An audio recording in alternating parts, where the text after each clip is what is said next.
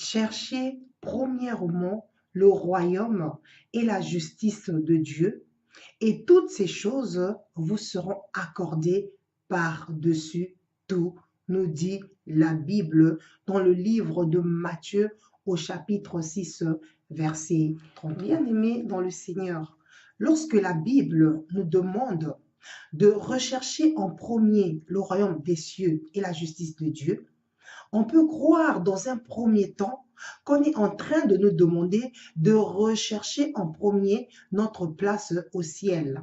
Parce que c'est vrai que lorsqu'on entend parler du royaume des cieux, on voit tout de suite notre avenir céleste. Non. Alors pourquoi non? Parce que déjà, c'est à ceux qui sont sauvés qu'on demande de rechercher en premier le royaume des cieux. Parce que voyez-vous, on ne peut pas demander à un incroyant ou à une personne qui n'est pas sauvée de rechercher en premier le royaume des cieux. C'est illogique. Pourquoi? Eh bien parce que tout simplement, une personne qui ne croit pas en Dieu ou une personne qui n'est pas sauvée est étrangère à la vie de Dieu. Et les choses de Dieu ne font pas partie tout simplement de ses valeurs. Alors, il est très important de rappeler que Dieu donne ses bénédictions uniquement à ceux qui marchent selon son mode de vie. C'est pour cela que la Bible nous demande de rechercher en premier le royaume des cieux, donc le mode de vie de Dieu. Et ce n'est qu'à ce moment-là que Dieu peut nous donner toutes les bénédictions nécessaires. Alors, qu'est-ce que c'est le royaume des cieux qu'on nous demande dans la Bible de rechercher en premier sur terre?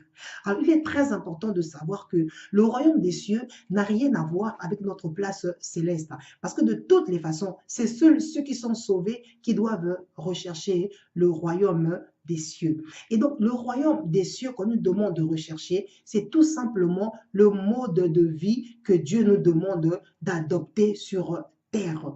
C'est en fait vivre selon les instructions de Dieu. C'est comme cela que ça veut dire rechercher en premier le royaume des cieux. Parce que voyez-vous, être sauvé, ça ne suffit pas. Obtenir le salut, ça ne suffit pas. Il en faudrait encore marcher selon les ordonnances de Dieu pour que nous puissions accomplir la volonté de Dieu durant toute notre vie sur terre. Alors, pourquoi Dieu nous demande de rechercher d'abord le royaume des cieux avant de nous accorder toutes les bénédictions possibles?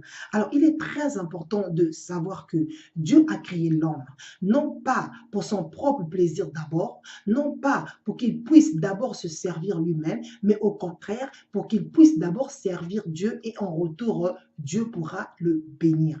Et il est aussi très important de savoir que nous sommes en même temps créatures de Dieu, enfants de Dieu et serviteurs de Dieu.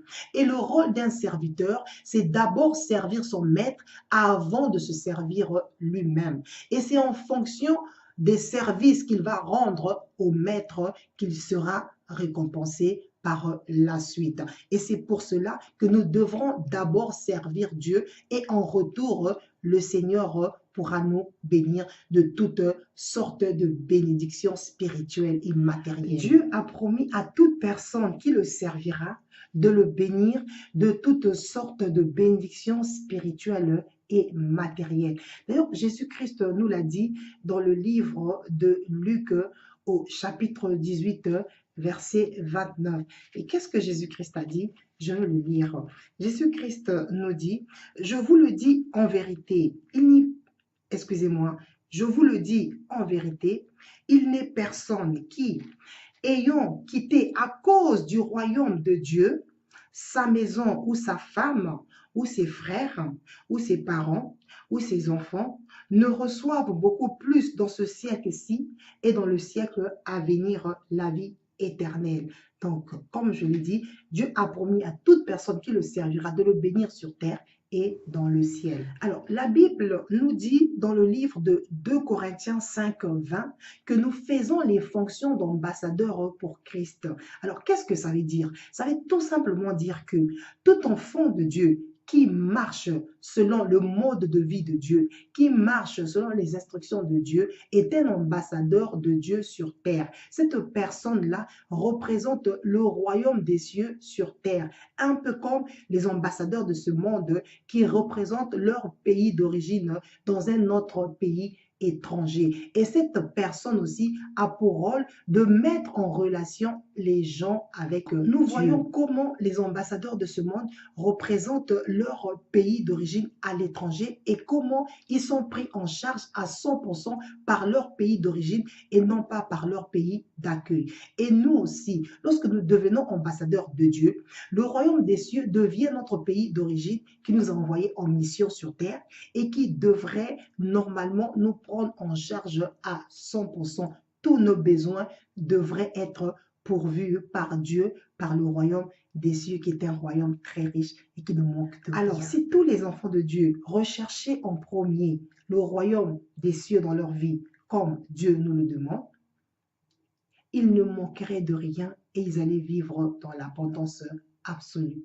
Mais malheureusement, qu'est-ce que nous constatons?